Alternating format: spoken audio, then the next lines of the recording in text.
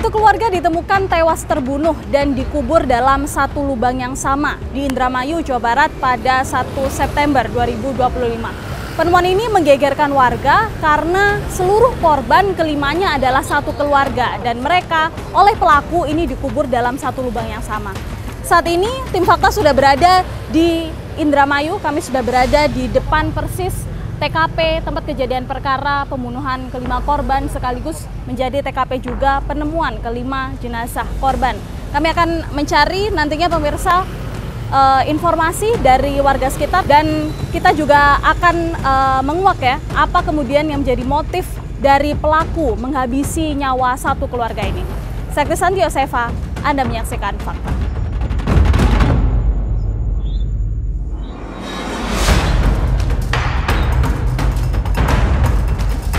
Kami tim Fakta mendapatkan rekaman CCTV ketika pertama kali tampak kedua orang pelaku ini memasuki gerbang ini dan bertamu ke rumah Budi ini. CCTV ini kami peroleh dari CCTV yang ada di seberang, yang mana CCTV ini merupakan milik toko bangunan yang berada persis di seberang rumah korban. Dimana kalau kita lihat dalam gambar yang terekam dalam rekaman CCTV, tampak kedua pelaku ini datang masuk ke rumah milik Budi dan kemudian tidak terlihat lagi sampai kemudian CCTV ini merekam aktivitas mereka berdua lagi keluar dari gerbang yang sama pada sekitar pukul 5 pagi. Nah, kalau melihat rangkaian kronologinya, pada pukul 5 pagi inilah itu merupakan waktu ketika peristiwa pembunuhan ini sudah terjadi. Artinya kurang lebih setengah satu ketika pelaku ini masuk ke rumah ini, kemudian melakukan aktivitas di dalam sampai akhirnya terjadi peristiwa pembunuhan. Nah, di pukul 5 pagi itulah tampak kedua pelaku ini kembali lagi keluar dari rumah ini setelah peristiwa tersebut usai dilakukan. Sampai akhirnya kalau mengikuti rangkaian kronologinya, kedua pelaku ini sempat mampir kembali ke rumah ini lagi untuk melakukan sejumlah upaya penghilangan barang bukti gitu ya, dengan membersihkan TKP, kemudian mengubur juga jenazah kelima korban dalam satu lubang yang sama. Informasinya pemirsa, setelah melakukan pembunuhan, pelaku ini tidak langsung mengubur 5 korban tapi dibiarkan di situ saja sampai akhirnya kembali lagi keesokan harinya dan barulah di situ mulai melakukan penguburan terhadap kelima korban dalam satu lubang yang sama. Nah, kalau kita lihat, memang pemirsa kondisi dari rumah ini memang cukup besar ya, cukup luas. Kita bisa lihat ada 2 lantai dalam rumah. Ini merupakan pintu utamanya.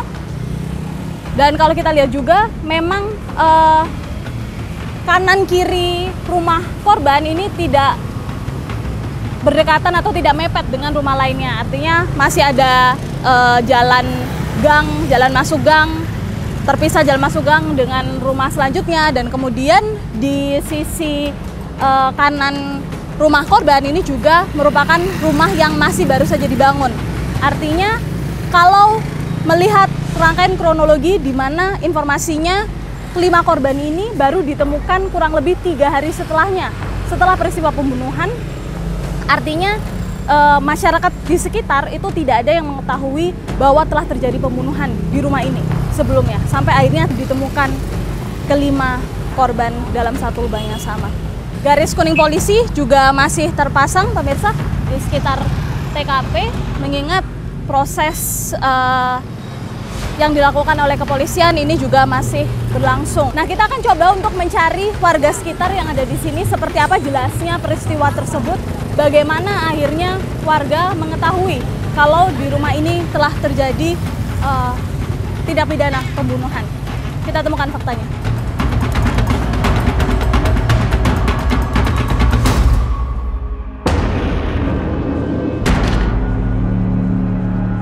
Dari TKP pemirsa, kita akan coba cari warga sekitar yang ada di sini. Apakah ada dari mereka yang mengetahui seperti apa sebetulnya peristiwa pembunuhan yang menimpa satu keluarga di Indramayu. Kita akan coba cari.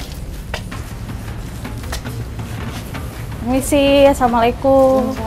Bu, saya Tanti dari Fakta TV One. Dengan Ibu siapa? Dengan Ibu Emma. Bu Emma. Iya. Bu Emma tahu nggak kasus pembunuhan yang satu keluarga di sana? Tahu, saya sendiri yang melihat mayatnya. Oh, Ibu sendiri? Iya. Bu Emma yang melihat pertama kali menemukan? Iya. Boleh kita ke sana, Bu Emma ya? Boleh. Nggak apa-apa, ditinggal dulu ya tokonya ya. Kan ada batu ya. Dulu ya. Oh iya, siap. Ayo sini. Ya. Kita sudah bersama dengan Bu Emma ya, pemirsa. Saksi yang pada saat itu pertama kali menemukan jenazah kelima korban. Kita akan coba ke TKP. Kita akan coba lihat pertama kali saksi Bu Emma ini ketika mendobrak pintu depan ya. Pada saat itu bersama-sama, ini pagar dalam posisi Tertutup. Iya, sebegini. Kan dibuka kan bisa. Oke, kemudian? Nah, itu kan udah didobrak sama kita nih. Tukang 2, suami saya, toli besti-bestinya 4, toli saya. Setelah itu, Ibu bersama dengan orang-orang tadi ada kurang lebih 4 orang? Banyak. Jadi Oh, banyak orang. Suami saya, tukang, besti-bestinya 4, toli saya, Mas Niko, Nega ya sekitar 15 mah ada. Itu mendobrak rumah ini. Iya, yang dobrak sih tukang, 2 tukang. Oke. Kemudian apa yang dilihat? Nah, ngedobrak udah bau tuh nggak enak. Ada bau tuh udah nggak enak. Jadi saya tuh lari ke atas. Kan tingkat tuh. Ke atas tuh tak buka semua tuh. Nggak ada. Jadi saya tuh langsung turun lagi. Turun cari sampai ke belakang. Nggak ada orang di situ. Nggak ada. Nah, hari Sabtunya juga dor-dor sini tuh nggak ada, udah nggak ada. Pas itu tuh kita sama Nik kan udah pada bubar semua, nggak ada katanya tuh. Coba dicek, ada rumah lagi satu lagi di sana di Marga Laksana. Tuh, jadi kita berempat tuh ke Marga Laksana. Ngecek rumah satu. Iya, di sana tuh kosong, Nggak ada orang juga. nggak ada. Kata si Nikonya, Mbak Emma, pulang balik yuk, kita masih penasaran. Iya, kita gasan penasaran. Takutnya sendiri cemplung-cemplung ini sumur. Kan ada sumur, Di ada. belakang ada sumur. Di sini sumur, di sebelah di sampingnya tuh ruangan, kalau ada walet ke sana ke atas. Gelap situ tuh. Pulang lagi ke sini, buka lagi ke sana, cari lagi. Kata Mas Nikonya tuh, Mbak Emma, coba dibuka pintu yang arah mau ke walet. Oke, terus kemudian Bu Emma? Terus tak buka si pintu yang mau ke ruangan walet tuh. Tahu-tahu ada mayat, yang belum tahu ada mayat situ. Posisinya tuh begini tuh. Tuh begini. Ini tuh sempat tak korek-korek pakai pisau gagangnya tuh. Penasaran, karena penasaran saya tuh tak gini. Nah, sini kok sama 3 orang nih udah, Mbak Emma udah, takut sih. Jadi saya tutup lagi. Gelap ya? Iya, gelap, memang gelap kalau ruang walet mah. Terus kata suami saya tuh datang tuh, dipanggil tuh, nyaksiin iya apa enggak, mayat apa bukan. Suami saya tuh di situ tuh, tak panggil lagi, dilihat pakai senter. Oh iya katanya tuh, udah sekarang Niko panggil polisi ke sana lapor, biar Mbak Emma tunggu di situ. Oke, bisa kita ke sana lihat di sana.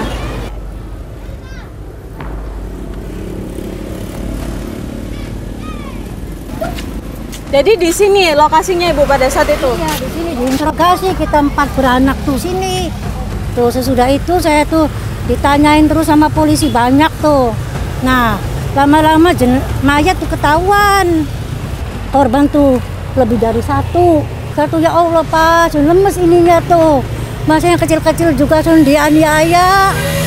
Kayaknya tuh, ya Bu tuh. Pak, saya tuh lemes nih kakinya tuh. Saya tuh pegang kakinya Pak polisi, ininya tuh, celananya tuh. Nah, jenazah dibawanya ke sana tuh, ke Bayangkara. Bu Emma, kayak gimana sih sebetulnya gambaran posisinya, lokasinya, lubangnya itu ada di mana sih sebetulnya? Nah, sebenarnya sih lubang tuh dulunya tuh saya tahu tuh di keramik bener, karena banyak tanah, banyak nya walet udah lebih dari 10 tahun. Kan banyak nggak kayak pasir tuh. Jadinya tuh posisinya mayat tuh kayaknya satu dekat pintu nu Pak Kang Roni, yang keduanya kesininya lagi tuh Mas Budi. Toli anak-anak kayak mah ditumpuk aja. Katanya posisi Budi begini ikat, ininya diikat. Tuh berhubungan darah sininya.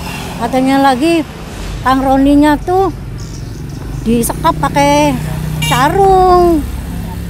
Dia kata polisi lagi tuh lagi sholat, lagi ngaji katanya tuh. Dia kan kalau Kamis tuh puasa, Senin puasa gitu. Kalau lihat posisinya ini rumah, terus ini garasi ya Bu ya? Iya. Nah, belakangnya garasi itu berarti? Sarang walet itu tuh. Sarang walet. Iya ke atas. Tapi ada lagi yang mau naik tuh, ada lorong yang kecil itu. Nah, lorong itu tempat? Iya, tempat mayat. Udah membengkak nih tuh teh. Udah membengkak semua, udah bau, nggak enak. Tuh. Waktu Bu Emma pertama kali masuk rumah, kayak gimana sih kondisi rumah? Apakah berantakan? Udah rapi. Rapi yang tempat tidurnya Budi rapi. Nggak ada ceceran darah dulu, Mang. Kita lihat tuh belum ada. Seperti apa sih denah rumah ini, kan rumahnya luas sekali ya? Kalau Iya, itu kan ruangan depan tuh. Kan ruangan tamu. ini ya, Iya, ruang depan. Pas ke sini tuh ada pintu. Ini kan ruangan parkiran mobil. yang di belakang Ya kita ini nih ya. Tulisannya tuh ruangan walet. Sarang walet. Tapi udah berapa tahun tuh nggak ada waletnya, kosong. Nah, ruangan walet tuh kalau Pak Haji atau Bu Haji mau lihat tuh ada ruangan lagi. Yang itu tuh yang dikuburin mayat-mayat tuh. Pintu ini depan nih ada kamar anak-anak. Nah, kamar lagi 2, kamarnya Budi sama kamarnya Pak Roni. Posisi lobangnya tadi itu berada di dalam rumah atau di luar? Di dalam rumah. Masih di dalam? Iya, Jadi nggak kelihatan ya dari luar ya? nggak kelihatan. Pohon nangka juga di belakang. Dapur sana keluar tapi tertutup pintu. Terima kasih banyak. Iya Bu teh, Emma, ya. iya. Kami dari tim Fakta juga mengucapkan turut berduka cita ya Iya, atas Teh. musibah ini karena menimpa keluarga Bu Iya, Emma juga ya. iya. Suatu hari. Terima kasih sekali Iya, lagi. iya teh ya sama-sama. Ya, pemirsa, itu tadi penuturan ya dari saksi yang pertama kali melihat langsung 5 jenazah korban yang pada saat itu posisinya masih tertutup, kemudian akhirnya memanggil polisi dan akhirnya dapat dievakuasi. Kita temukan fakta selanjutnya. Malam itu anak saya lewat ke rumahnya. Pas banyak orang gitu.